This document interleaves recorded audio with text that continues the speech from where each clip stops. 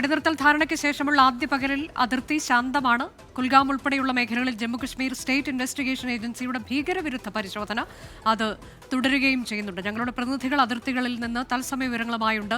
ശ്രീനാഥ് ചന്ദ്രൻ ജമ്മുകശ്മീരിലാണുള്ളത്. ശ്രീനാഥ് ഉള്ളത് ചെനാബ് നദിക്കരയിലാണ് എന്നാണ് ഞാൻ മനസ്സിലാക്കാൻ കഴിയുന്നത്. ഇപ്പോൾ വെടിനിർത്തൽ ധാരണയൊക്കെ ഉണ്ടായിട്ടുണ്ട്, പക്ഷേ സിന്ധു നദീജല കരാർ മരവിപ്പിച്ചതുൾപ്പെടെ ആ നടപടിയൊക്കെ അത് അതേപടി തന്നെ നിലനിൽക്കുകയാണ്. അതിലൊന്നും ഒരു മാറ്റവും വരുത്താൻ നമ്മൾ തയ്യാറായിട്ടുമില്ല. ഇപ്പോൾ അവിടെ നിന്ന് എന്താണ് കാണാൻ കഴിയുന്ന കാഴ്ചകൾ? അനുജ പറഞ്ഞതുപോലെ ഞാനിപ്പോൾ ഉള്ളത് ചെനാബ് നദിക്കരയിലാണ്. അഖ്നൂർ ബോർഡറിൻ്റെ ഏതാണ്ട് ഒരു 1-2 കിലോമീറ്റർ മാത്രം മാറിയാണ് ഞാനിപ്പോൾ ഉള്ളത്.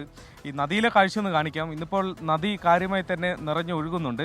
കഴിഞ്ഞ കുറച്ച് നാളുകളായി ഈ ഇന്ത്യയും പാകിസ്ഥാനും തമ്മിലുള്ള സംഘർഷം തുടങ്ങി. അതിന് പിന്നാലെ നമ്മൾ സിന്ധു നദി കരാർ ജലകരാർ നമ്മൾ മരവിപ്പിക്കുന്നു. അതിന് പിന്നാലെ ഷട്ടറുകളൊക്കെ ഡാമുകളൊക്കെ അടച്ച് ഏതാണ്ട് ചെനാബ് നദി വറ്റി വരേണ്ട അവസ്ഥയിലായിരുന്നു. പക്ഷേ കഴിഞ്ഞ 2 ദിവസമായി ഡാമുകൾ തുറക്കുന്നുണ്ട്. ഇന്നിപ്പോൾ ബഗ്ലിഹാർ ഡാമും സലാൽ ഡാമും തുറന്നിട്ടുണ്ട്. ആ ഡാമുകൾ തുറന്നതോടെ ഇപ്പോൾ വെള്ളം പാകിസ്ഥാനിലേക്ക് പോകുന്ന ഒരു കാഴ്ചയാണ് നമ്മൾ കാണുന്നത്.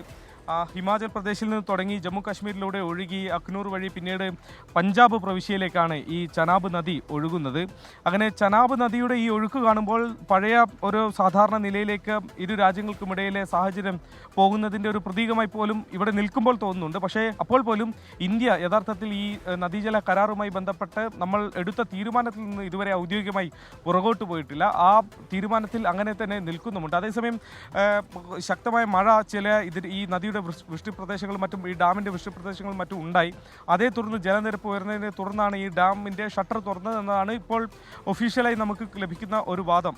അല്ലാതെ ഈ നേരത്തെ എടുത്ത തീരുമാനത്തിൽ നിന്ന് പുറകോട്ട് പോയത് കൊണ്ടല്ല എന്നതാണ് മനസ്സിലാക്കുന്നത്. എന്നാലും വെള്ളം ഒഴുകുന്നു. അത് കുറേ മനുഷ്യർക്കാണ് ഏതായാലും ഉപകാരപ്പെടുന്നത്. ഞാനിന്ന് അതിർത്തി മേഖലയിലെ RS പുര അടക്കമുള്ള അതിർത്തി മേഖലയിൽ പോയിരുന്നു. ജമ്മുവിലെ ഒരു അഭയാർത്ഥി ക്യാമ്പിൽ, ഒരു ദുരിതാശ്വാസ ക്യാമ്പിൽ ഞാൻ പോയിരുന്നു.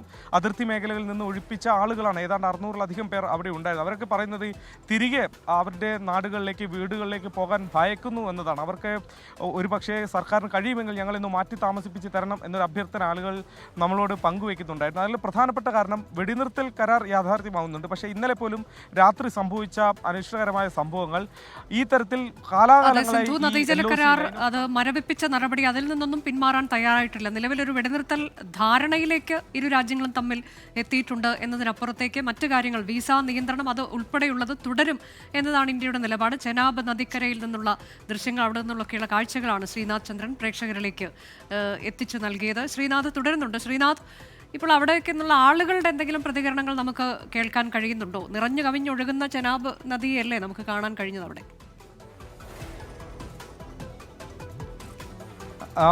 അനുജ, അതെ. പക്ഷേ ഈ അതിർത്തി മേഖലയിലേക്കാണ് നമ്മളിപ്പോൾ ഉള്ളത്. ഇവിടെ അധികം ആളുകൾ, കാരണം ദൂരം കൂടി പോയാൽ മതി അഖ്നൂരിലുള്ള അതിർത്തി മേഖലയിലേക്ക് എത്താൻ.